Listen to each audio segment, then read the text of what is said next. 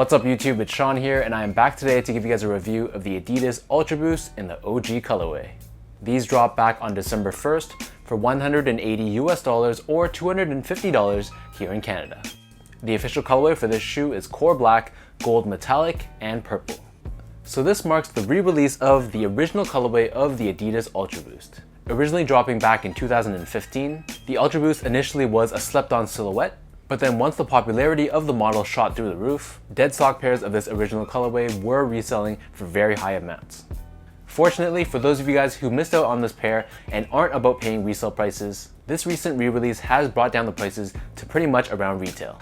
Me personally, I'm very happy that Adidas chose to bring these back. My pair of the OGs does have quite a bit of wear on them, so I doubled up with plans of putting this pair on ice. So when I was comparing this re-release with the OGs, honestly they're pretty much spot on. The upper, as we take a closer look, is constructed using this familiar 1.0 prime knit weave. This weave is constructed using a combination of black and gray, creating a very dynamic appearance. Surrounding both sides of the midfoot, we have this plastic cage, which holds your foot into place. And then we still have this one-piece tongue that's constructed out of this thicker mesh, and then at the very top, we have this Adidas branding that's found on this hit of 3M. Overlaid on top of the tongue, we have your laces, which are a flat style lace in black, and these come with gold colored lace tips. One small difference that I found between these re-releases and the originals was that the laces on the re-releases were a little bit thicker and a little bit wider. But looking at them from afar, you really can't tell the difference. As we move towards the back heel, we have this purple colored TPU heel cup. Found on the lateral side only, we have the Ultra Boost branding, and this is done in a combination of black and gold. Rounding out the upper of the shoe, on the back heel, we have this thicker mesh material once again, and this essentially serves as a heel pull tab. The inside liner remains unchanged, so this is constructed out of this black textile, but then taking a look at the insole, so the insole on these is different than the OGs. In this case, we have this white colored Boost logo, and this is done in this bubble-like font. So the upper of these Ultra Boost OGs sits atop this full-length Boost midsole. Flipping these over to the bottom, so here is another change of this shoe. So in this case, the outsole is constructed using Continental rubber. Found right in the center, we have this purple and silver colored torsion system bar, which gives you increased rigidity and support across your midfoot. Another small difference I noticed between these re-releases and the OGs is in the shape.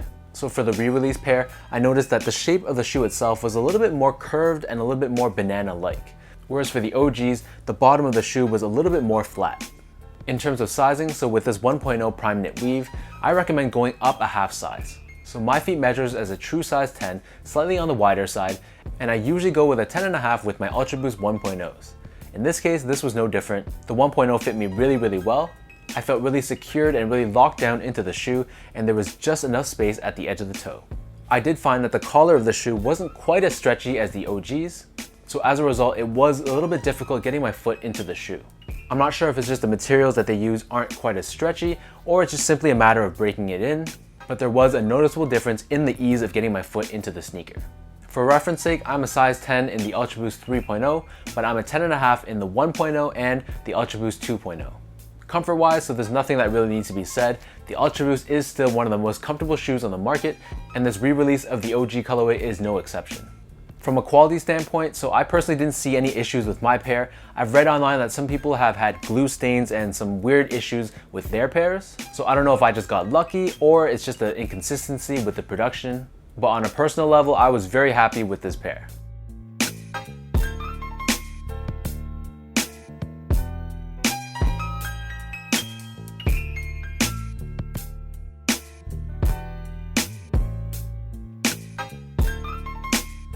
So with all that being said, let me lace these up and I'll show you guys how these guys look on feet.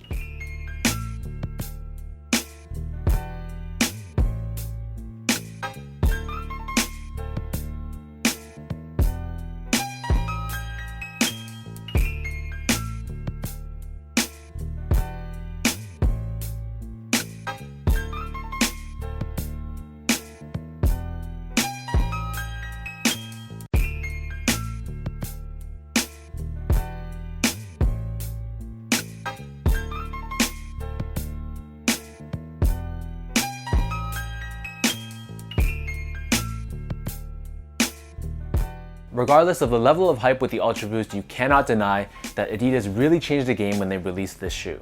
So with that said, I'm super happy that they released the original pair, the pair that started it all, for those of us who either missed out on the original release or for those of us who just want to re-up once again.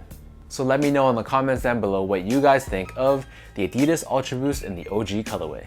If you guys like this video, be sure to like, comment, and subscribe. Give me a follow on my Instagram at esco8. I am almost at 20k followers. Check out my Twitter at sean.go and visit my website at seango.ca. So until next time, thank you guys so much for tuning in, and I'll catch you guys in the next one.